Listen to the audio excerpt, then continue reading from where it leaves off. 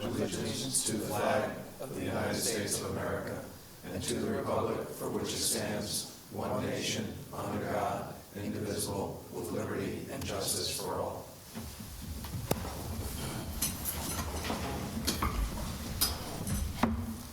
Okay. I'd like to ask the Secretary to perform roll call attendance, please. Here. Here. Mr. Ball, absent. Mr. Cross, Here. Mr. Moreno, Here. Mr. Dean, Here. Mr. Fowler. Here. Okay. Everybody should have received the minutes from the March 4th meeting. Make a motion to accept the minutes. Okay. Motion's made. Second. Second. All in favor? Aye. Any opposed? Seeing none, motion carries. All right. Okay, our first item on the agenda this evening is public hearing for DC Sports renovation. Entertain a motion to open the public hearing. So moved. Second. Okay, motion's made, seconded. All in favor? Aye. Aye. Any opposed? Motion carries. Would you like me to make a presentation to the public, or Yeah, if you could. this around? Yeah, also if you could just kind of like tilt the plan a little bit so that camera up there can pick you up. There you go. Yeah, okay. It's okay with You can go back a little bit if you want, that's fine. the public to see on here, or just start talking?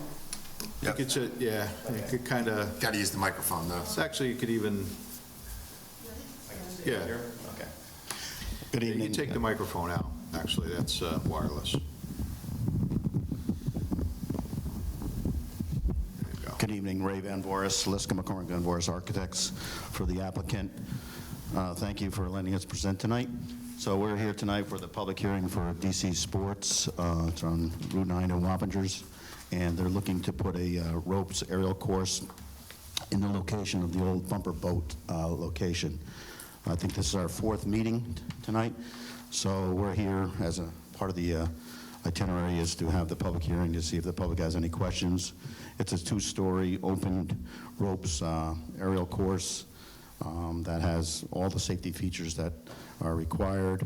There's a separate engineering firm called Eclipse Engineering that you have, I think, 11 pages of drawings that have been submitted from day one, stamped by a New York State licensed engineer that describes in details of the safety features and all the aspects of the ropes course itself. So that's basically what we're looking to do. And then I can see if the public has any comments, or and I can answer some of the questions from before as well. Okay. And maybe before we open it up for public comment, we'll just run through some of the comments real quick that we discussed earlier. We can answer some questions if anybody has any, but Sure. let's start through with, actually, why don't we start with the planner's letter?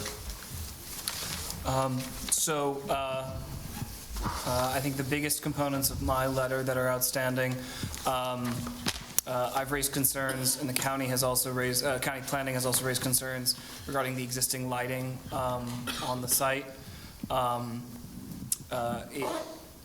The lighting plan shows the foot candle contours for two of the pole lights in the proximity of the bumper boat.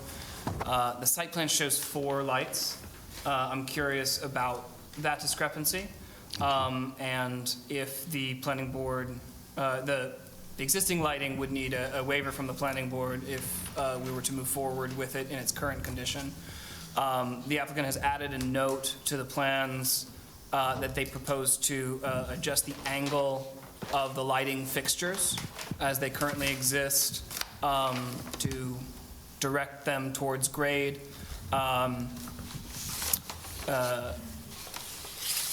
There has not been a change in the lighting foot candle contours in that plan to reflect what that might look like on the site.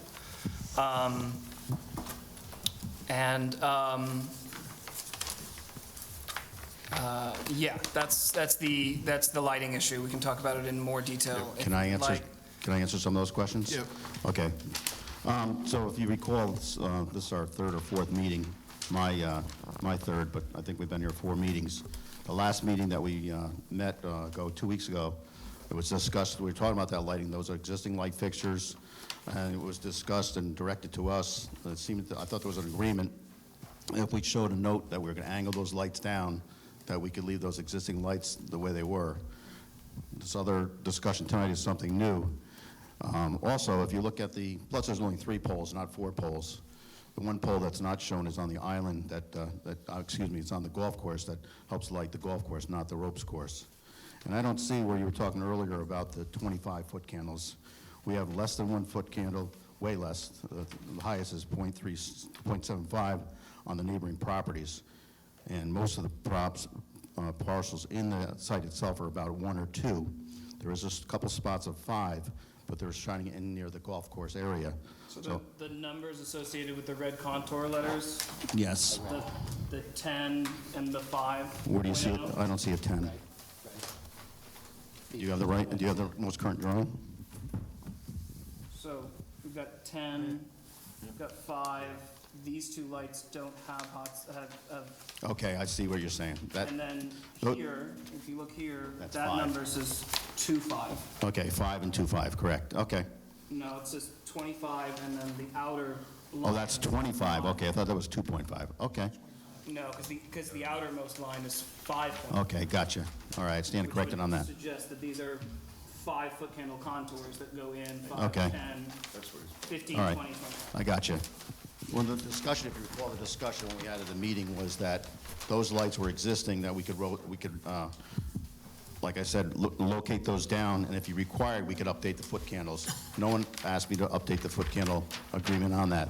I thought the way we left it was, we were going to talk to the building department on that, and we're going to lower them, angle them, until, he was happy. Yeah, angling them, I think what we're talking about is that stops any spillover off the property. Yeah. Yeah, I don't think we have the spill on the property issue. We can't really, you're not supposed to have Yeah. anything spill over. I don't know if it's anything, but I think, it's definitely less than 1 foot candle. But the other comment to make is that I think Dan, the owner is here, these are purely for the ropes course, and those lights on the one perimeter south could be turned off, is that correct? Yeah, we can put a timer on them. They were originally You on. gotta come up talking to Mike. Sorry. It's all right. Originally, they were on a timer. We can put them back on a timer. I think they are on a timer and they go off at, 1 or 2 in the morning. We could change the timer to set off at dusk at 7 o'clock, so they're off. The ropes course is not on after dusk, no one's on the ropes course after that, so we could, the south one, Okay. So, What would be the missing poles, do you know anything about that? These 2, so there's 3 poles along the pool deck on the southern property line. There's only 1 being shown on the lighting plan. So, These 3 poles are here? boom, boom, boom. Are right here. They're all in here. They're right there. Here's one. But there's a hotspot of 10-foot candles underneath the center one. There isn't a hotspot associated. You're saying the foot candle chart is not associated with it. They're on the Yes. drawing, but their foot candle chart is not with it. Yes. So we don't know what those, they would combine together to well illuminate that end. And I think that the chairman brought up a good point during the pre-meeting, which is that this was originally designed to light a pool which has certain safety standards when it comes to lighting. Yeah. And now we're looking at a ropes course which is not being proposed to be operated after dark, which has a very different lighting need. Okay, so I think We would need a lot more lights to illuminate that thing if we actually did it. Those lights that are shown on the property, they only go maybe to the base of the concrete. Like, they won't even go into the pool that much at night. Yeah. So we would, Adds existing lights right now. those could be not open for discussion, if we put them on a timer. I think that would make everyone, And I'll turn them down to low. Okay. we can, but at dusk they could go off. Yes, yep, absolutely. So then the other item, I guess, I had a question about internal circulation. During the pre-meeting, we were looking at the ladder. So patrons are going to be coming in from the eastern portion of the site, walking along the pool deck. Correct. And accessing the ropes course from Along a the south side. staircase Yes. along that southern pool deck up Correct. into the ropes course. That is correct. And where is the exit proposed? It's right on the drawings that's submitted with the document. If you look on page S2.0, So this is here's the entrance, and here's the exit right here, clearly marked. That's the exit. Where do you get to the exit? You land here, and you walk across, go to it. You just walk across and go out. Okay. Okay. And it's shown on how that is, there is railings around this whole perimeter, around this piece here, right here. You can see the railings right here. So that's how it confines people from not going into here. They come down here, and they go into the area here, and they cannot Well, enter it. these are the. That's the exit.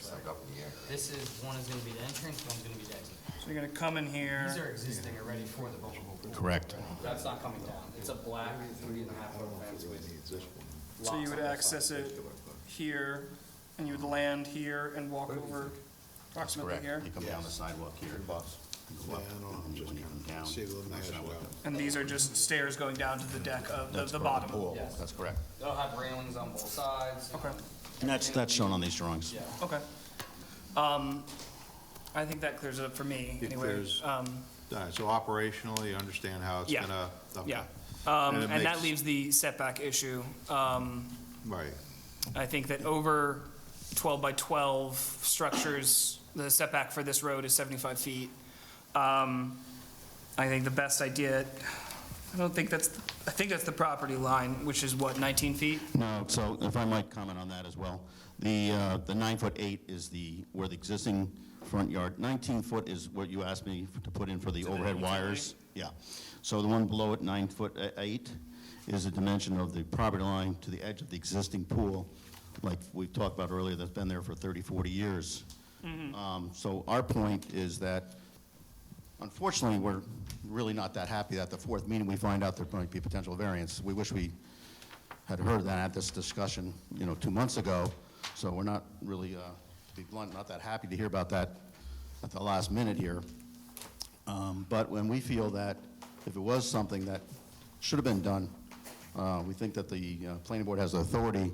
We're not actually increasing the nonconformity of the setback. We're actually 6 or 7 feet back even further than the pool, than the existing pool. So we're not increasing the nonconformity of the front yard that exists currently with the existing nonconformity. So we thought that was an issue because we didn't hear about it for the first 3 meetings till tonight. And we strongly feel that the board has the authority to, I don't know what the right legal word is, waive that requirement or whatever, but to start with a whole variance process at the 9th hour. Yeah. It seems no, a little crazy. I don't think that we have the access to waive it. You can't waive zoning requirements. You can waive procedures that are listed in 240, but 248, you don't have the authority to actually waive a zoning Right, requirement, a zoning requirement. Okay. unfortunately. Yep. But is this a zoning requirement if we're in an existing nonconformity? Well, now and you're- not increasing the nonconformity? You're not going to like the answer to this question either. You ask the zoning board? Yeah. I don't like that It's, answer. Yeah. To be blunt with you. Sorry about that. Yeah. Yeah. I just wish it was, it's kind of like, I understand where you're coming from. I unfortunately, mean, we're like, it's, we thought we were near the finish line, now we're, Right, no, it's got to go in front of somebody else to get the setback When's that meeting? variance. we have to do the whole If the application. That's a whole SB, I separate- think, yeah, you have to get on the agenda for that. So, I mean, that's the only other thing I think we really have at this point, right? Other than, That and the nature of the lighting waiver. huh? That and the nature of the lighting waiver that Yeah. you would or would not grant. Well, we don't even, Well, that raises your other question. do we even know what we're waiving without the other Yeah. poles and? Well, the option is, I mean, I don't know what the rest of the board feels with this. I know that there's been questions regarding the lighting, even with turning it down, I guess, too, is being there, have to get the variance anyway. Do we schedule a field trip to take a look at the site? After dark, just to see what the lighting's produced. And we can have the timers off for those, Huh? we can have those ones. Yeah, I that know, told you. no, I understand, yeah. See what Yeah.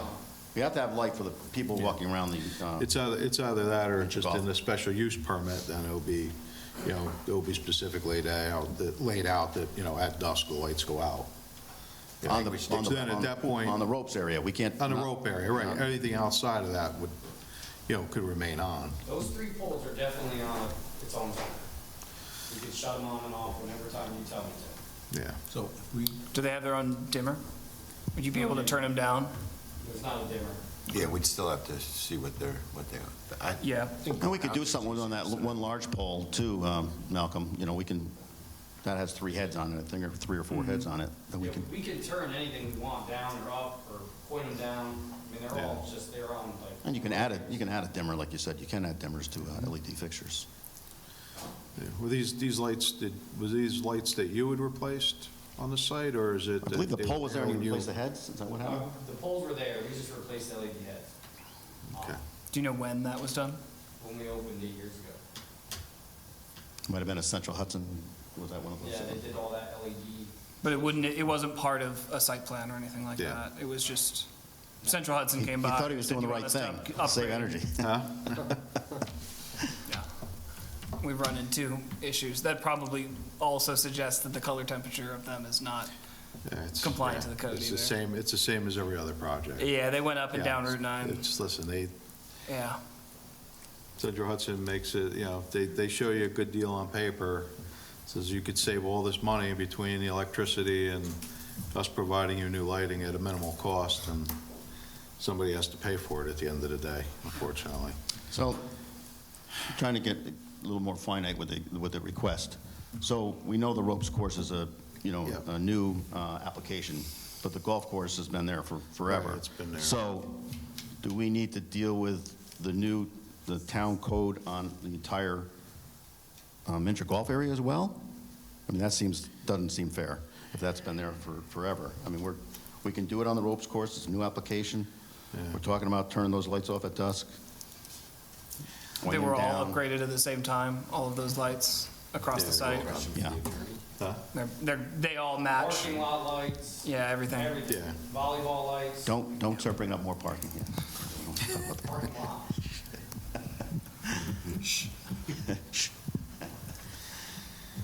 I mean, it's up to you, but I think that seems Yeah. a little bit much. If this approval, I'll leave it up to the rest of you, but if it's just this approval is just turning off the lights going to the rope course and then minimizing the amount of leftover lights that are being left on, you could either do it that way, and then you're really not addressing the rest of the site. and that's put on a special use right That now. would be on the special use permit, That would also be on their building permit. as, I would also remind the board that it's a public hearing, and you can hold this Yeah. conversation until Yeah. after the public is heard, in case there are so. let's, grievances with the existing lighting. All right, so other than that, I think that's all we had, right? Malcolm, those are the only 2 issues you really had, so. And then Larry, you were pretty much everything was set engineering-wise. I didn't see a comment letter from John. Okay. Just a conversation with him that said the engineering had been addressed. Yeah, he had an older. Yeah. Yeah, he had some he had an earlier older ones letter in that there, we took which I care of. think, Yeah. which I think you addressed. Correct. What was it? Yeah, environmental map or information from the DEC should be submitted. We did that, yeah. Yeah. Okay, the emergency gate through the tanning salon should be shown on the plan. We showed that. Horizontal dimensions for the pole, platform, and ladders. They're on the actual Right, eclipse should be on drawings, there. The yep. applicant must address comments from the fire department, stated February 13th. Mm-hmm. We did that. And written certification, completed work, stamped and signed by a New York State professional should be submitted prior to the issuance or certificate of occupancy. Yeah, we took care of that. So, okay, so all that, so there's really not a lot here. So why don't we open up the floor for, Before we do, I know that we discussed this in the pre-meeting, but to reiterate, the county also issued a letter recommending compliance with the town lighting code. okay. But they also did say that it's the planning board's issue, correct? Yeah. It's up to them, yeah. It's a matter of local concern with Right, comments. that's the right word. There you go.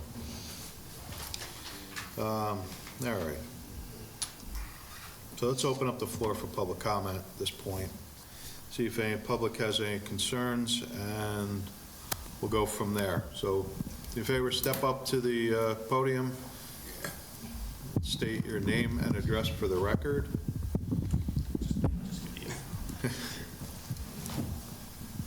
How you doing? Good evening. My name is Javier Justiniano. I live at 6 Walnut Drive. I'm on the southbound side of Route 9, directly diagonal across from DC. Just had a question. Is there any consideration to privacy of those backyards of those homes, of the homes in that area? On the other side of the street. Yeah. Like when you're up top there, what's the screening like? Yeah, I mean, as it is, you see in Right, you got now. people that could look down. I mean, it should certainly be a consideration for the ZBA, should they grant any setback variances. Yeah. The height of it is code compliant.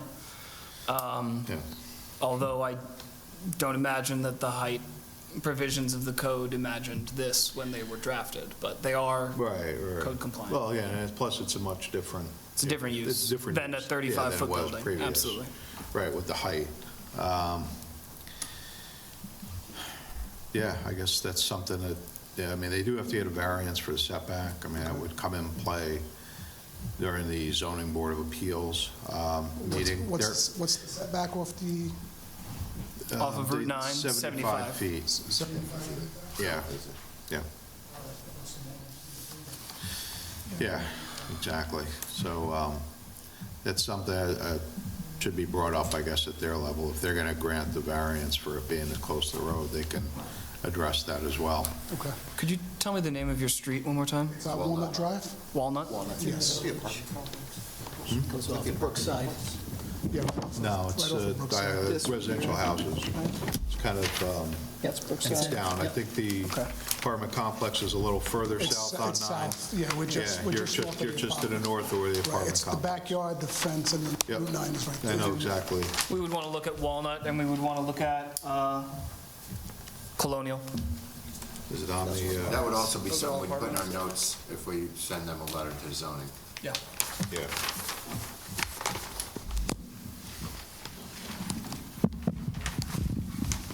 Walnut's also residential, apartment complex. Okay. All right, oh, okay, so Walnut's the dead end? Yes. That goes, okay. All right, well, there'll be, your comments are made, we'll kind of, you'll probably be notified in the future. The zoning board will have a public hearing regarding the variance, and at that time, you would be able to speak to them as well. Okay, Okay? very good, thank you. All right, you're welcome. Okay, is there anyone else here wishes to speak on this application? Okay, seeing none. All right.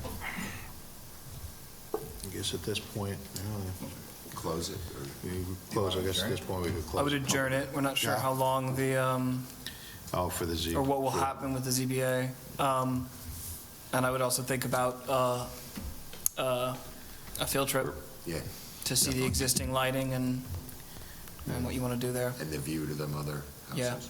Yeah, Yeah, I'll make a motion to adjourn public hearing. Second. all right. Yes, you need a date certain. Yeah, that we do. So the dates for the ZBA, if you get the application in like in the next 24 hours, you could possibly be on next Tuesday, the 26th, with a public hearing for April 9th. So I would adjourn this to your second meeting in April. The second week in April. Second meeting. Second meeting, yeah, sorry, this would be the third week in April, which would be the, We can do it. I think that'd be the 15th. Yeah. Okay, so, So is that the motion to April 15th? yeah. And what if we don't make that deadline? What happens if we miss that time? I don't want to, miss something. I'm actually away the 9th, I won't be here. Bump 2 weeks, basically. right? Then the next meeting would be the 23rd of April. And unfortunately, and I'll just put this on the record, next month is one of those odd months. Yeah, no, actually, I'm sorry, we won't have I it the just know same we week. get it in So then you wouldn't 24 get, hours. you couldn't come back to the planning board until May 6th. Well, unfortunately, we're almost losing the season, so, because of this situation. I just don't want to, I don't know what the legalese for, you know, if I miss the 15th. We're going to try to do that, but I don't know if we can get into the ZBA in 24 hours. Okay. I know I jumped through hoops the last night, but that seems it's a little much. Wednesday? That's, Right, you already have the plans, it's Yeah. just filling out the variance application. okay, if it's just filling out the forms, okay.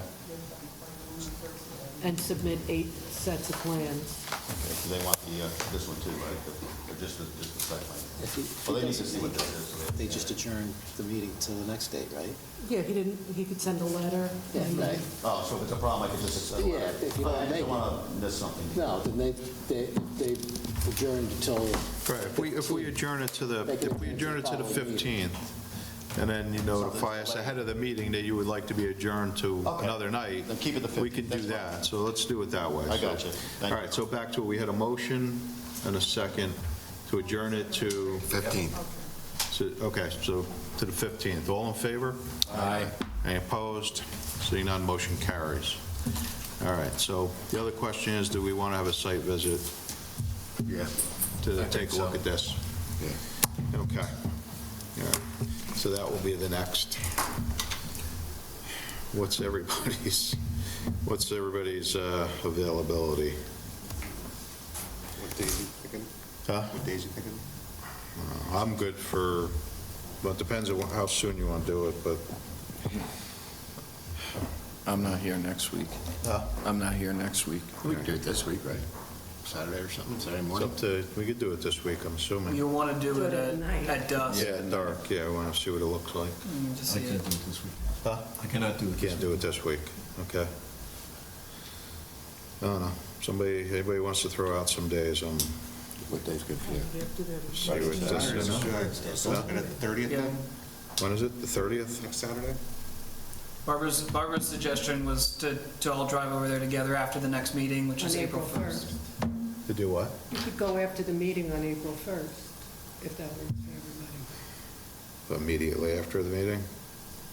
Be dark. Yeah, that's true. What do we take?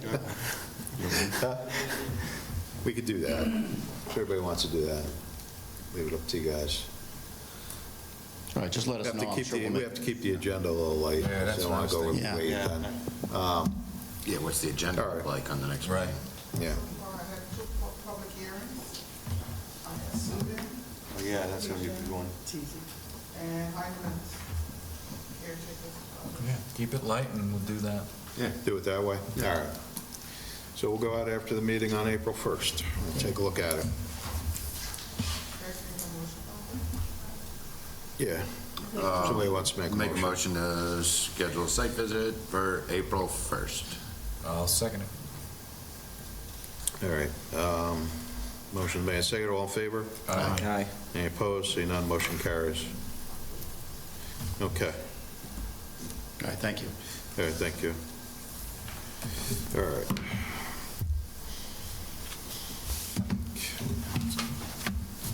Okay, our next item on the agenda this evening is Village Crest Apartments.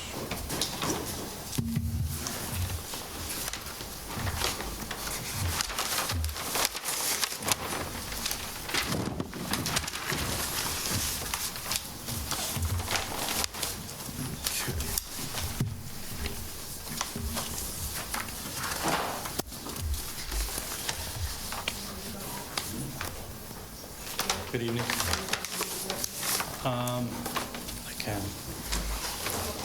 You need a drawing, resolution? I don't think so. I think we're just, basically, we're just here to vote on a resolution tonight.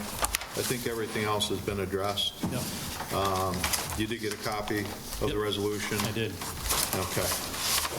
There is one change that we found just needs to be addressed is number, let's see, 2E. It was just the date of the letter that John Bodendorf had written. Yep. It's not the January 11th, it would be the March 14th letter. Okay, that would be the condition you're looking to meet. Other than that, did you have any concerns regarding the resolution? Nope. Okay, So at this point, entertain a motion to approve the resolution as amended. I'll move that. Okay, motion's made and seconded. All in favor? Aye. Aye. Any opposed? Seeing none, motion carries. Thank you. All right, thank you. Okay. All right, next item on the agenda is Taberski, Hundley, and Carpenter lot line realignment. Good evening, how you doing? Nicholas Tiberzi, 109 Caroline Drive East. Do you guys want the new survey up here, or?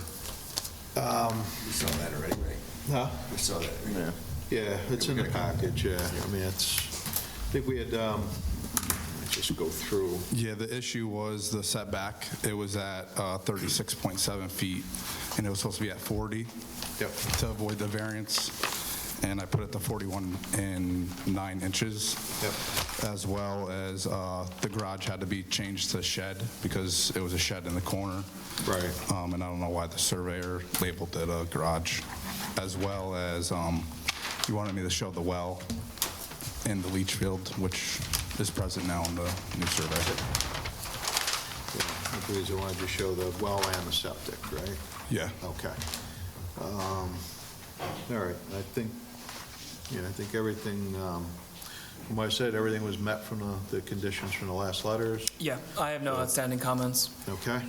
All right, the only thing is, and I'll defer this to Kyle, after we approve this, when they file it, they have to get new deeds for the property to be submitted as well? Okay. All right, so I guess there's really, at this point, we had one last thing on there, which was to address, because we didn't have a public hearing for this. Okay. But again, I'll leave it up to the rest of the board, but we discussed earlier, I guess we're planning on waiving the public hearing, I guess, because it's just property swap between two neighbors. Thank you. So I'll leave it up to somebody, if somebody wants to make a motion to waive the public hearing. I'll make a motion to waive the public hearing. Okay, do we have a second? I'll second it. All right, motion made second.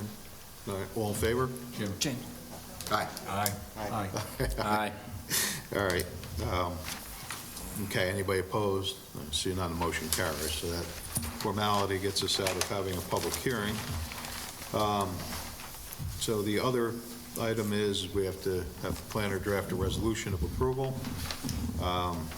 So with that, somebody wants to entertain a motion to have the planner draft the resolution of approval for this project.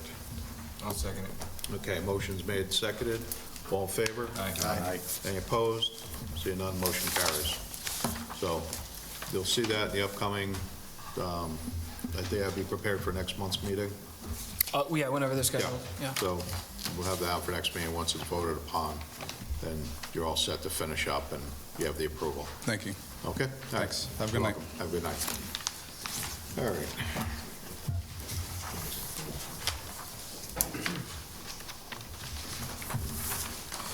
All right, next item on the agenda this evening is site plan and special use permit for U-Haul Stage Door Road.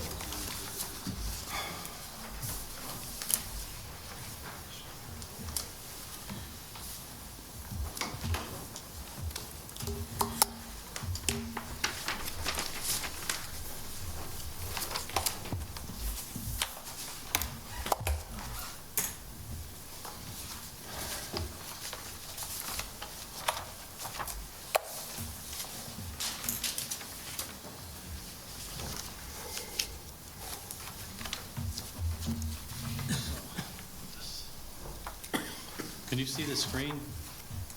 What? Can you check? Yeah, we can see if you want to put it on the screen as well.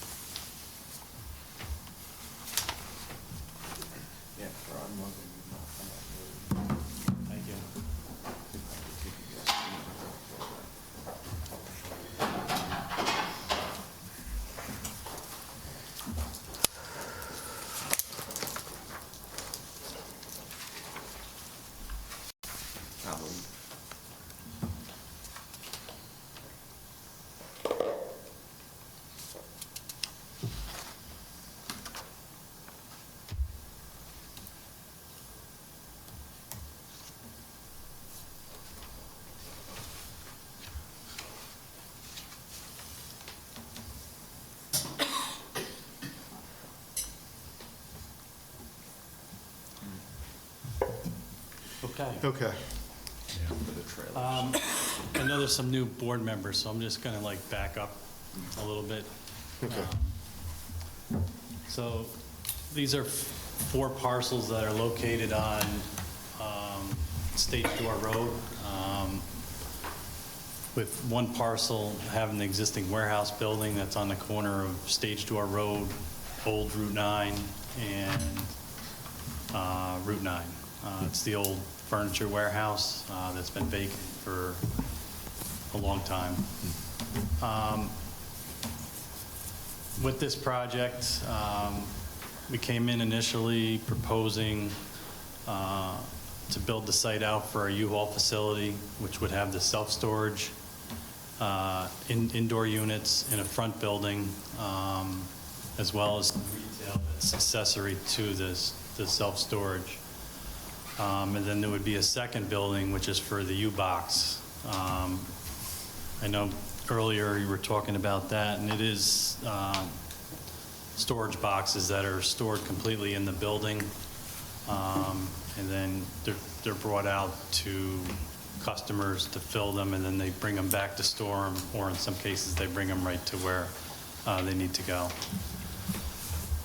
So when we started with the application, we had a layout with 2 buildings, and what we were doing with this was we were combining 4 parcels. The front parcel, which had the existing building, and 3 parcels which are vacant.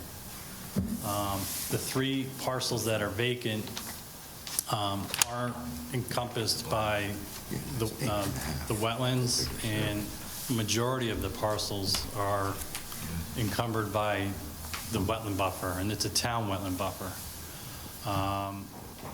So when we came in with the conceptual, we came here twice with it, and we were up front right in the beginning that it was imperative that any development on this property would require, on the vacant properties, would require disturbance within the buffer.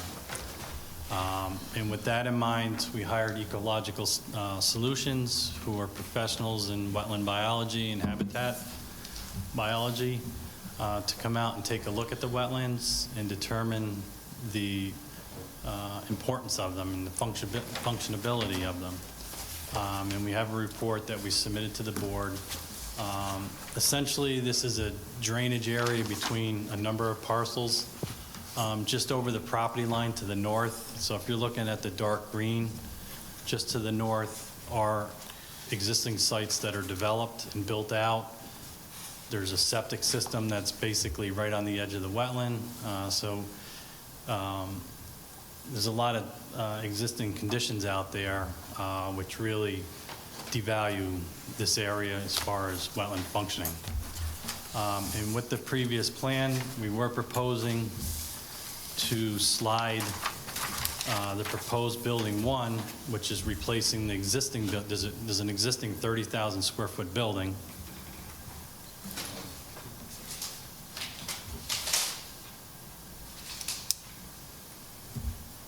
So right now, there's a 30,000 square foot building in this area here. And what we propose to do is shift it further to the north to pull the building away from Stage Door Road, as well as get the parking to function more better between the 2 areas. In doing that, we needed to disturb a small portion of the wetlands in the front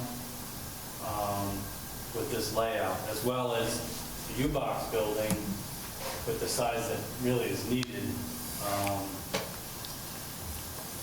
It pushed along the back of the wetland boundary in this area, and we're proposing a retaining wall to limit that disturbance. So moving forward through 4 or 5 meetings, it got to a point where the board asked that we reconsider the site plan to eliminate the wetland disturbances. And that's where we are now.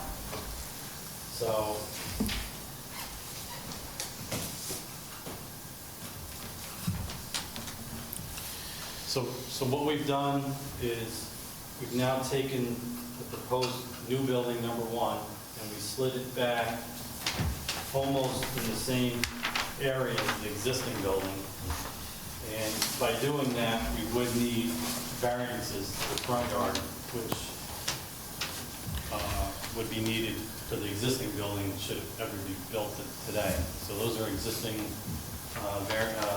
nonconformities that occur right now.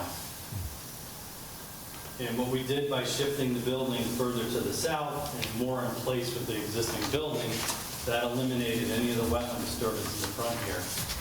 And it also provided a small buffer area around a portion of those wetlands that would not be disturbed anymore.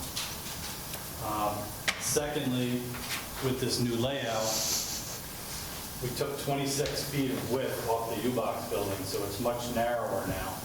And by doing that, we pulled that away from the wetland, and we actually provide a buffer between the retaining wall and the wetland in the back. So we've been able to not only, with this site plan, eliminate any proposed wetland disturbances, we've also decreased the amount of wetland buffer. I know there was, just watching the workshop meeting, there was discussion about the amount of wetland buffer that's being disturbed with this project. With the makeup of the property, being so narrow for such a large portion of it, the 100-foot buffer comes out towards Stage Door Road, and it leaves very little buildable area. By the time you put the front yard setback into the road, there's really no buildable area, and that's why we're proposing to disturb the buffer area. And again, these are vacant lots now. Then there's the existing building on the lot that's here. So with this project, we'd be combining all that. So we feel this layout now, for what U-Haul needs to build this site out and improve the site as it exists now, which is just a vacant building, is a great improvement, and we feel it accomplished the goals of not disturbing the wetland and doing what we could to minimize the disturbance for this project. With that, we also made the parking area, we pulled that away from the wetlands and further away, which was further from the wetlands and less impervious area in the buffer that was going to be disturbed. And what we have is proposed stormwater management areas, which we had before, but now they're completely out of the wetland, and there is some separation to the wetland line. And those management areas are in a portion of the buffer that's going to be disturbed. And what they'll do is capture all the runoff from the buildings in the parking lot and treat them for water quality purposes before being discharged to where the water's going now, which is the wetlands, and then ultimately across the street. So with this plan, even though these are disturbed areas and stormwater. Just grab the mic. The mic. Just grab the mic, yeah. Just bring it out the side, yeah.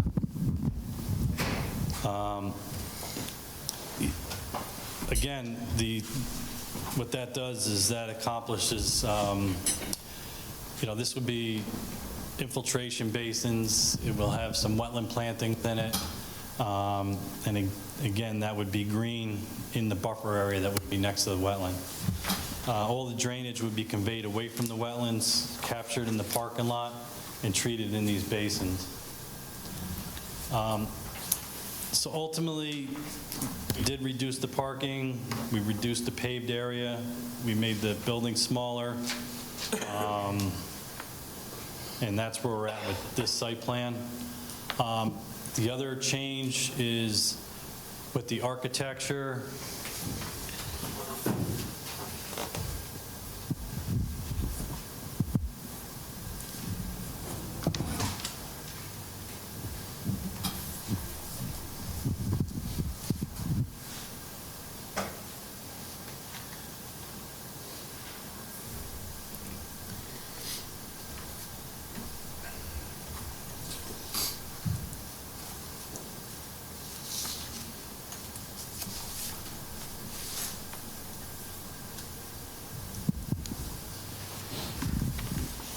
One of the concerns was the look of the building, and the original plan did not have any, it had less architectural features, and it was just a straight, flat front all the way to the north corner. So with the new plan, if you look at the screen right now, you see how the corner's dressed up with the windows and the stone, which is one of the things that the board asked for, was stone. We now are proposing that on the north corner as well. And then with that, there was some architectural siding and finishes in the front, to give it more of an appealing look. So that was the second change that we proposed. And then lastly, we did originally need 15 waivers for the signage that U-Haul typically provides. We did reduce that down to 12 with this new plan. And again, these are corporate signs and logos that U-Haul considers part of their architectural features that's important to them to look at. Now, I know there was some discussion before. I did go back to U-Haul, and there's about 3 or 4 that they could possibly reduce. But at this point, the signage is, again, it's just very important for what they're trying to do. So that's where we're at. We're hoping that these changes, we feel that they're, we're addressing the concerns of the board, given, the lot and the conditions of the site. Well, I'll open it up to the members of the board first. Anybody wants to make a comment here? I don't know if I speak for the rest of them, but we kind of needed that. We wanted the signage to be compliant. Everybody wants more signage, but that's why we have our codes. And also the footprint of the building. I think you were looking at about 1.5 acres of disturbance into the buffers, which we've never given a waiver even close to that. And I thought we mentioned last time that, we wanted to stop the encroachment into the wetland and the buffer. But, The problem is, maybe it's just not the right piece of property. The problem is you have 3 lots that. I appreciate it's a very difficult piece of property to work with, but you're proposing 2 massive buildings on this difficult piece of property. This building alone has got to be 70% into the wetland buffer. Right, but it's also in it's in an area that's an existing building that's already been disturbed and I'm talking about the one in the back. Oh, okay. The storage building. That's more in the buffer than the one in the front. Correct. Regardless, the thing that we talked about last time was to eliminate that encroachment, Well, they can't, for this project to work for them, they cannot eliminate that second building. Maybe Right. it doesn't work then, It's a tough site, especially with what you're proposing. All right, because we're trying to improve an existing site. To me, it's, this project is a great improvement to what's there now. What does everybody else think? Being one of the new board members, obviously I would love to see, sites that are, be improved in the town. Just to be upfront and honest with you, to save time for you, because last time, you went through 5 meetings. I will not support any encroachment on any wetland buffer or wetlands for a project, just in general at all. Just to be clear, my other concern would be just the building in general. It's something that I don't know what kind of variances you need for height, but to me, it's just not appealing to enter the town of Wappinger and see large block-style buildings.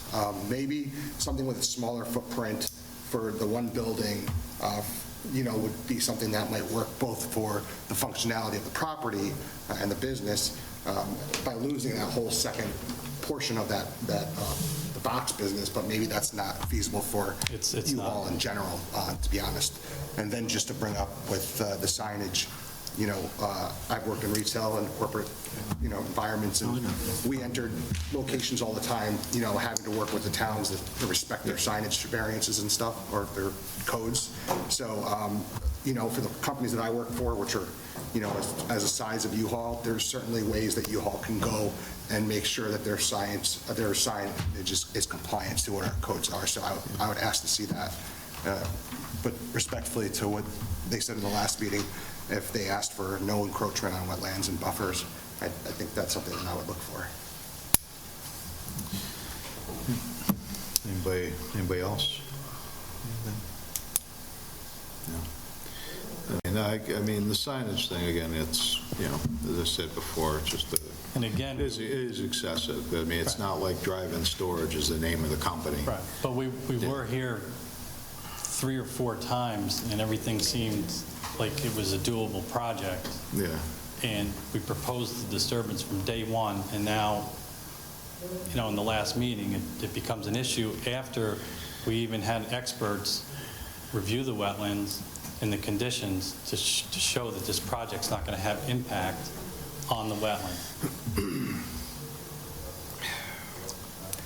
The problem with encroaching on wetlands, I'm sorry, Marco. I was just going to say, you know, there's so many projects encroaching on wetlands, is at one point you just stop encroaching on wetlands and buffers, and that's what has to happen. Now, there's not. We are very short on that type of property left to do its job, and so it's, you know, we just had one, they wanted to build in a wetland, right? The solar project, they actually proposed to build in the wetland. You know, it's not going to happen. Yeah. So we had asked for Malcolm on his opinion on the project. I mean, he did the review letter, so. You know, unfortunately, this area, it's not considered Army Corps wetland. So like I said, it's a town wetland. Right, and it's a drainage area that resulted from all the development that was built basically on this thing.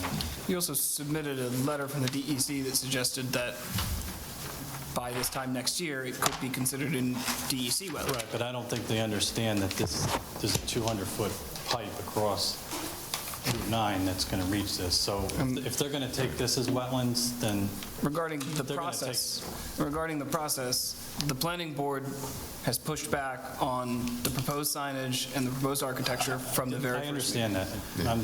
I heard the board. I mean, we can go through my memo in detail. There's a lot of information here. Much of it we've already covered. The summary of it, if we would like to go with that, is that it is a very difficult property to develop, but that even given the restraints on the property, the proposal is overdevelopment of the site, as is demonstrated by the need for an FAR variance and multiple setback variances. I would echo the concerns of the board that I think that the encroachment into the wetland buffer, it far exceeds anything that this board has considered in a wetland disturbance permit for as long as I've worked with it. And I would leave it at that. I mean, we can go into more detail if we'd like, but. Is there, so just out of curiosity, is there a way that, would there be an alternate plan to just make it a compliance, to make it some type of a compliance site, at least for, you know, the area ratio and possibly getting more out of the buffer? I mean, is the second building absolutely necessary? 100%. 100%. I've been told that it's 100%. Yeah. I mean, it's a difficult, you know, with the constraints on the property, I understand, you know, it's kind of hard to fit it in there. Even with the floor area ratio, you couldn't make that work with any type of smaller buildings. No. No. Because you know, that's a building. Building 2 is for U-boxes, so it's a warehouse. Right. So it's not like we can make the building half the size and go 2 stories. You know, it has to be And they have to, for their model, they have to have so many U-boxes that fit in that building. Right, okay. But the U-Box building's not really tied to the other building in terms of having to, if they wanted to put a storage building, self-storage building, they could do that without the U-Box. The I've U-Box been told location that could it all be, works together now, and they're pretty much going after sites that they can do. You dropped the retail component of it completely on this?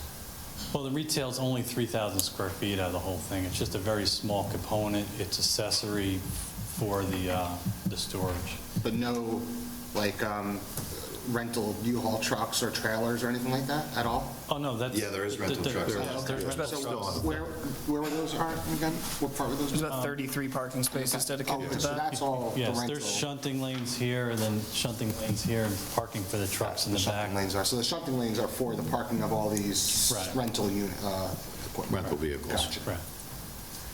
Just out of And curiosity. it makes it easier for the people that rent them. They could just pull in with the truck, and then it gets parked, and then if the employees need to move it, they move it. The U-Box, how many boxes are entering and exiting that unit a day on average? I'm here with Will from U-Haul. He could probably answer. It varies. It's not as much. That warehouse is made to store about 1,100 boxes. Okay. The way those boxes work is basically portable storage. We could deliver it to your address, you could load it, you could either store it on site at your house, or we could have it at the warehouse. Or we could also ship it out, hence why we have the loading docks. That's for the semis to back up. Say you want to move your stuff to Florida, you do it in the U-Box containers, and pretty much that's what U-Box is. Sure, no, I understand, and I appreciate the explanation. I want to know, there's got to be a number that U-Haul has that would know how many times or how many boxes on average a day would a truck or something pick up a box and leave and enter that facility. So at our facility in Poughkeepsie, which is a little bit further down, pretty much, on average, maybe about 4 or 5 boxes shipping out in a week. Okay. So it's not that high traffic. Okay. It's mostly just our truck, picking up units from people's house and bringing it back to the facility. But like semi-wise, it's probably like I said, it's about 5 in that location, which is not that far away. That part I didn't understand, whether you're seeing 40, 50 boxes coming in and out. Not at all. A couple, just... We would hope that it would be that one day, but unfortunately, that's not where we're at the moment.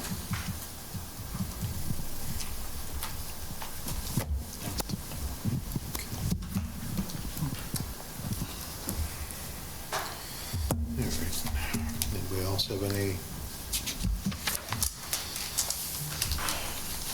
I'm good, sir. It's a little. Just got to comply. Yeah. I think so with the rest of the boards looking to come in more with compliance and to kind of making this work better with the site, and if it's getting rid of the one building, then maybe that's what it needs to be. But if it's tied together, I'm not sure how it's going to... Even the bottom building where it's sitting right now, and they're already needing a variance because of where it is. Half that building is in the buffer? The bottom one? 20%. 20%, 25% of that building's in the buffer. But I want to say that the building in that area was built before the... Right. No, and I guess, the existing versus what's there, that you could kind of work with because you have that there, but the second building is just a new building, that's all. Yeah.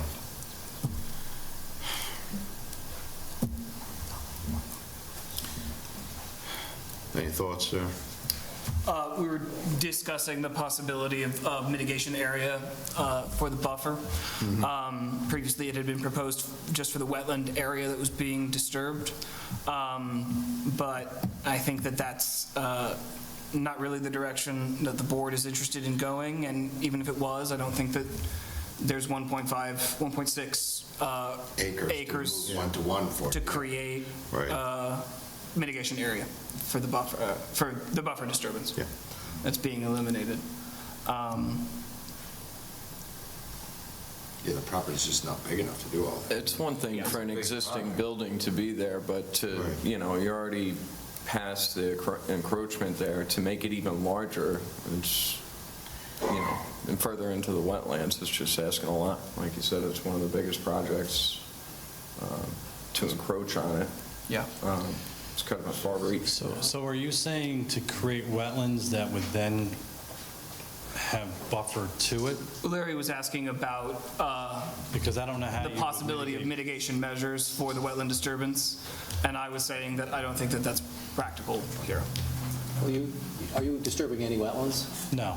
So, I mean, I don't know if the board is interested in it, how much they are interested in allowing mitigation of wetland buffer area, mitigating buffer area.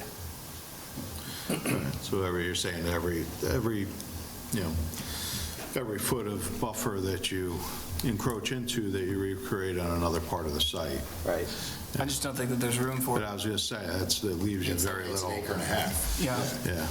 I mean, it would be difficult to fit anything on the site, and I think that they're trying to fit too much on the site. So just to be clear, just as a question. So the only option here for this site is either to do away with the second building or reduce it. That's really where we're at. Well, just so I know what I'm taking back to the board. I don't think that's what they're saying. I think that they were looking for a revised layout that was dramatically more in compliance with zoning and wetland regulations than the current proposal is, which is an improvement on the previous one, but not the degree of improvement that they were looking for.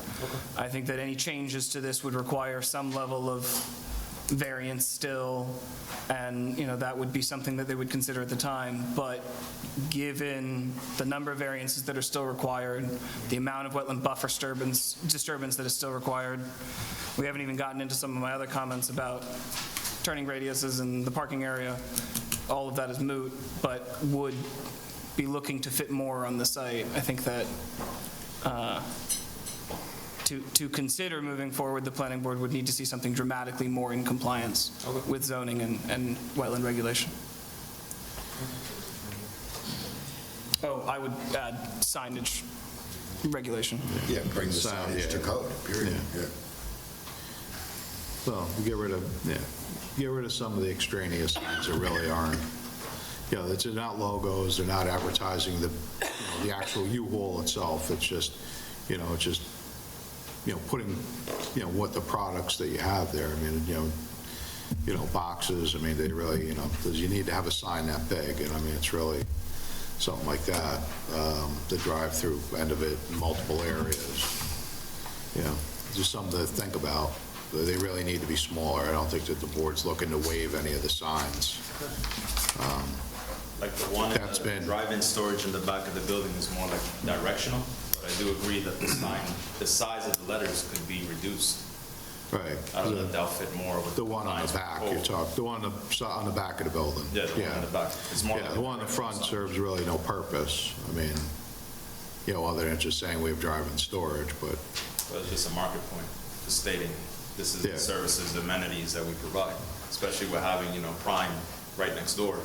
Where they just have drive up to the unit. We have indoor load unload. Right. So that's but you also don't have. You also don't have. For instance, you don't have.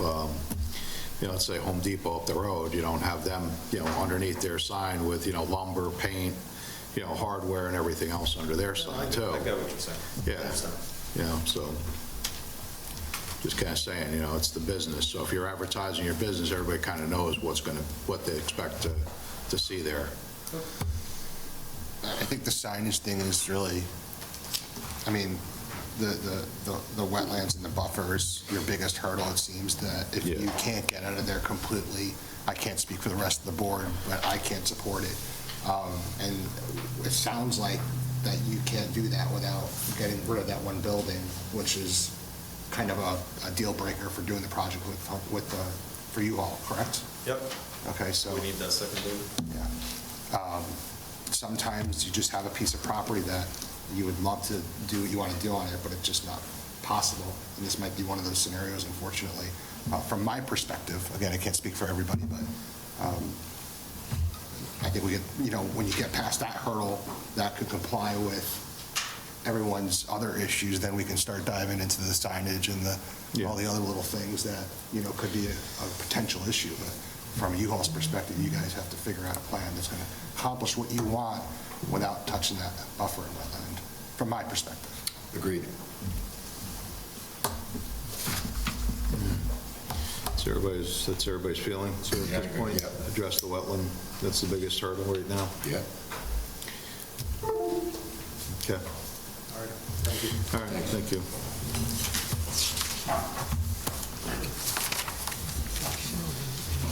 All right. Now to the next item. The next item on the agenda this evening is Central Hudson Gas and Electric, Chelsea HP. Oh, sorry, hold on, back up there, yeah, sorry. Old State Road, sorry. Next item is Old State Road amended site plan. Hold on. Yeah, I jumped you on the agenda. I have Old State. Yeah, I have Old State Road is supposed to be on. Sorry about that.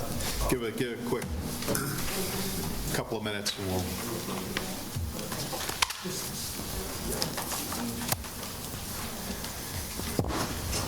I'll make it quick.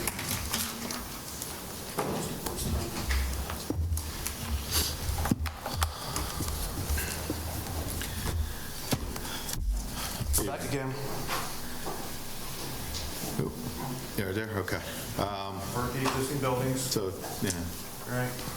We're going to have the one-family existing residence. We're going to keep that, and we're having a closed apartment in the retail building. I know that we had some comments on positioning of parking and lighting. We'd obviously work. Got to use the mic a little more than everybody can hear. We'll work within the confines for the lighting with Malcolm, and then we'll adjust the parking accordingly to avoid maybe some of the trees that are along that stone wall. Probably the bigger thing is the commercial component on the project, and I think with that, we'll probably be taking a trip to the zoning board to see if we can seek relief on that. Is that my understanding? Yeah, so that, it's not reflected in my comment memo. It was caught last minute by Robert, but take a look at the special permit provisions, the 25 and 25% for commercial and retail. I counted up your residential square footage at 2920, with only 450 as commercial. And I know that in that building in particular, you also run into issues with the minimum required size for a residence, which is why those numbers changed from the original proposal. So you may run into issue between those two, but it sounds like your next move is a ZBA, so. Right. So I think that's where we're going to take this application to see if we can get relief in that component. Okay. Yeah, I think that's pretty much all we can do. You covered everything. If with the board's authorization, you want to show me revisions to the parking area in the meantime, before you make the next full submission, I'd be happy to look at that, but that's up to the board. Yeah. I think that there are lighting concerns. I did not put them in my memo because I was expecting them to change with the change to the parking area.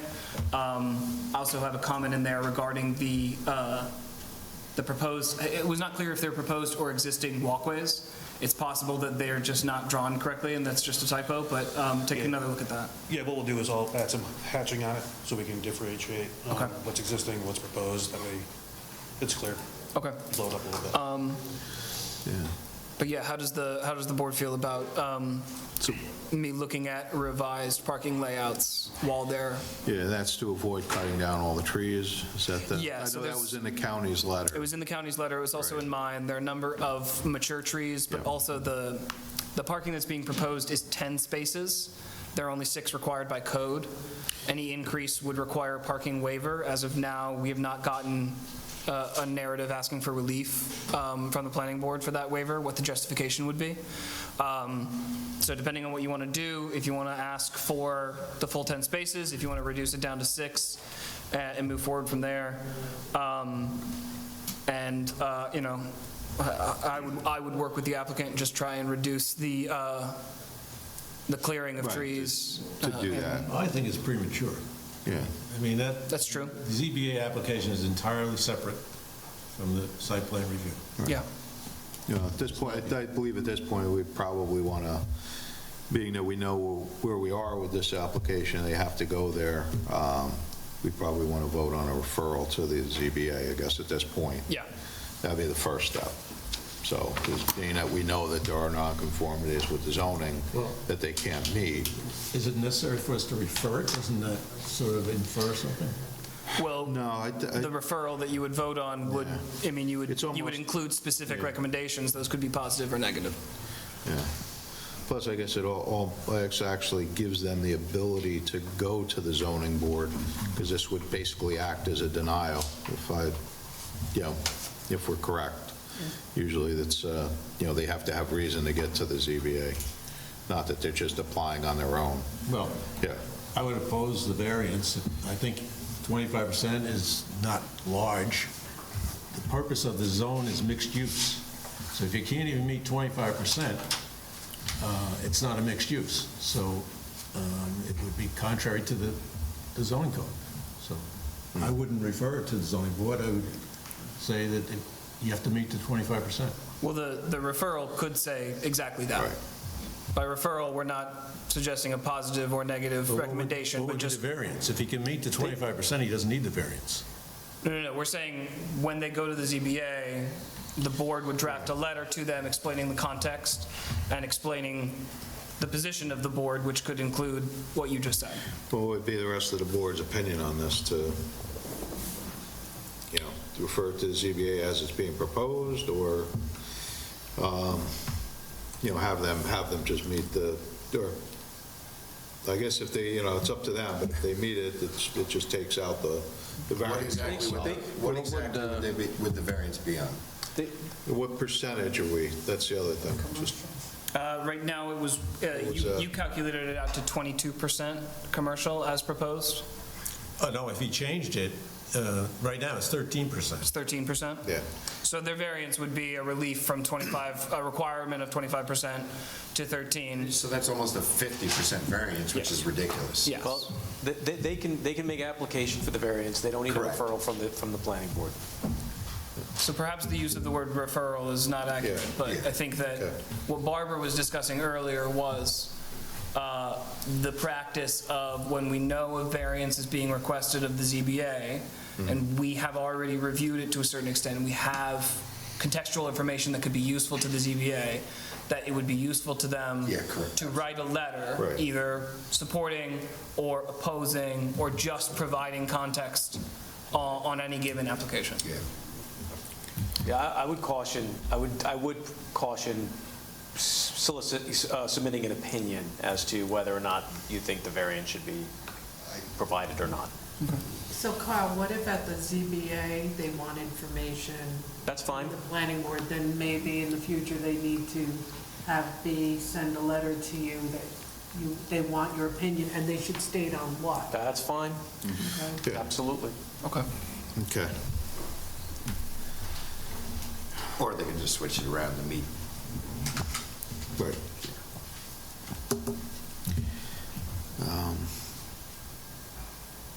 Yeah, I mean, I don't know, the commercial aspect of it, I mean, what is being proposed for that? I mean, what's the actual use? Does the owner actually have a use for that? I think we Or have, somebody in mind to take that It was space? proposed to be office space. Just office space? It was a 450 square foot office space. But there's no tenant in mind already? Nothing. No. Didn't you say it was his office? That's what the applicant had represented in previous meetings. possibly, we're just, again, it's a very tough site, so we're trying to do the best that we can with every project has its finances behind it, so, we're just trying to get something going on this site. Well, you already have approval for retail use for that building, plus the other building, which is residential. So you do have an approval. Right, with some considerable site improvements, so. I'm sorry? With some considerable site improvements beyond what we're proposing here.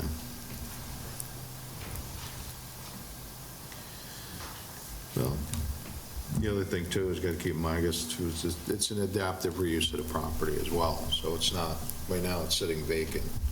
I believe, correct? Yes, The buildings sir. are both vacant. So, I mean, it is an awkward piece of property to begin with. So originally, I believe this was the one that came in, hence the name on the title, warehouse. It was a proposed warehouse that they've taken off the table. So, in order to do something with it, kind of have to think about it. Is there a tenant in the single family currently? No. It's wholly vacant at the moment? Okay. So just so everyone realizes, the last approval, and I was very clear with the new owner, that before we could give a CO for anyone to be on the property and living or working there, they would have to finish what your approval was at the last time for site improvements, which now has not made it possible for them to even put renters or fix up the other house. I don't know if it started to be worked on, because you're trying to change and minimize some of the improvements that were approved the last time, so they're kind of in that position now. So he's going to have to do to what we said last time, and then... Well, he's proposing something less than... And then change it again. Is that what has to happen? Well, no, well, it would void the old approval, because nothing ever really happened with it. It just sat approved. Yeah. They didn't take out a building permit within the first year, so they're here to kind of get a new approval with less infrastructure and movement there. Yeah. I think we all want to see, you be successful in doing something with this property. So, we just got to figure out the right way of doing it. Right. Yeah. I mean, I think we have to really think about the overall on this. Again, it's the reuse of the existing buildings on site, just to kind of make it work. It would be nice to clean it up a little bit. Yeah. And then too, Barbara, just remind me, I guess the previous plan, that was the one that had the parking lot was on the south side of the houses? I think it was The area that was all cleared? Right. Yeah. Was that the approved, or was that the last conceptual? Because I remember seeing that, and that was a conceptual. I don't know if that was... We have the warehouse over here, and actually, the original approval had the parking area over here. Yeah. Is the mixed-use special permit inherent to this? Can one of the buildings remain commercial? It's currently retail, but you could switch that to office hypothetically, and then keep the single family. You wouldn't need to go to the ZBA. You wouldn't need to comply with the special permit for mixed use. Just keep the one building retail, because that would. Well, I mean, I'm not saying that it needs to be retail, but it would be commercial. You wouldn't need to get a mixed-use special permit. But I would also ask, because you don't know what the real estate situation would be, so as long as you can meet the parking, I would look for office retail service, because you don't always know what you'll get. You might get a hair salon, you might get, an office, and you might get a clothing store, like a boutique. So I think you should look to keep your options open. All right. Well, we have guidance from the board. Let's chat about it and see which way we take it. Sounds good. All right. Ryan, John mentioned in his comments, his last letter about the drainage, and I would just echo that with the parking lot, because you're so close to the town roads there. Just figure out how you're going to not impact those roads. Right. Okay? Will do. All right. Thank you. Okay.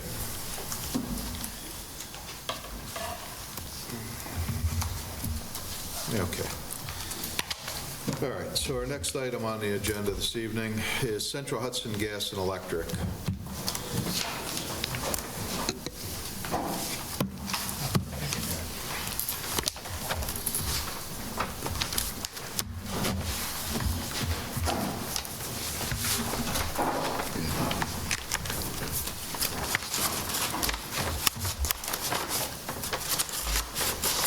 Good evening, Board, Mr. Chairman and the Board. My name is Dave Tompkins. I'm with CHA Consulting out of Colony, New York, and I'm with Mr. Morris Reed and Caitlin Wallner from Central Hudson. Morris is an electrical engineer who will help me, and Caitlin is in real property, and she'll be answering any questions you might have about easements, et cetera. So this project's a little unique, and we submitted the information. I want to be very clear about it. This was more of an informative letter to kind of introduce ourselves and introduce the project. The project is kind of twofold. It occurs on the west side of the river and the east side of the river.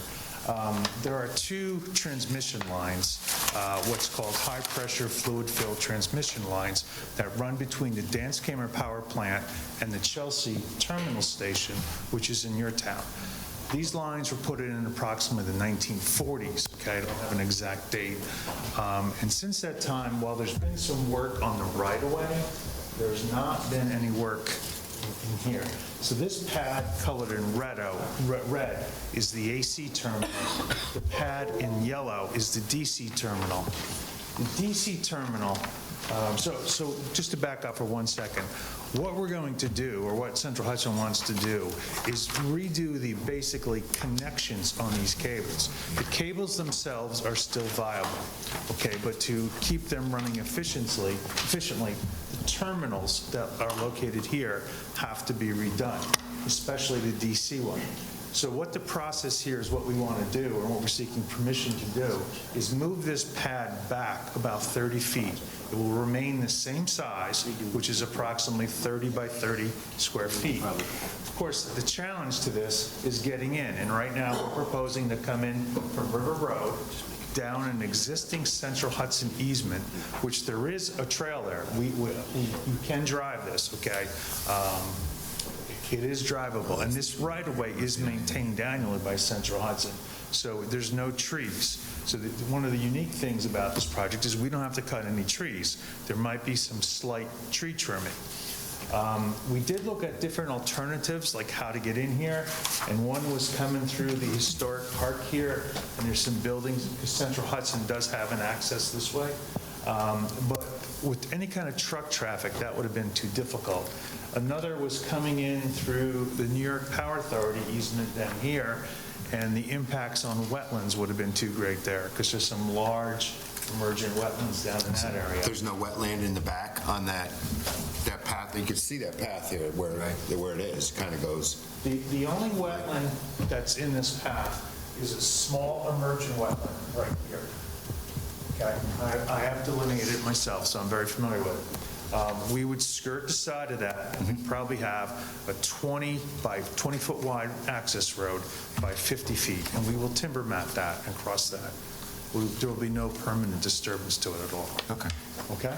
And who owns the... Yeah, the mats, yeah. They're going to do that on the whole route, though, right? Well, we're going to try not to, as needed, okay? Yeah. You know, the first thing, I want to apologize, because there was a lot of comments on it. This project has not been engineered yet. We just got the survey last week, okay? This is really just a sketch to give you a visual so we can talk about issues prior to doing an engineering. We've Can I just ask you, the right-of-way is on your property, or is it somebody else's? This property right in here is privately owned. I'm not positive where the Central Hudson property is, but it's about right here. This piece down here is Central Hudson. So this is private. So the right-of-way is across some of the property? Right, and if you look on the screen, the green lines, that's our property. The yellow lines, that's other property. Okay. The premise. So where's that in here?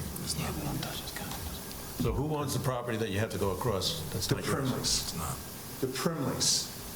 And we've been in contact with them, and they are agreeable so that we don't need a new road cut off of River Road. That's the white house that goes up on the hill, right? That's the white house that goes up on the hill? No. No, that's the Beasleys, I believe. That's what I thought, yeah. Yeah. There's an existing access right now on the north side of this that kind of comes in, makes a quick bend, and to do that, we have to cut trees.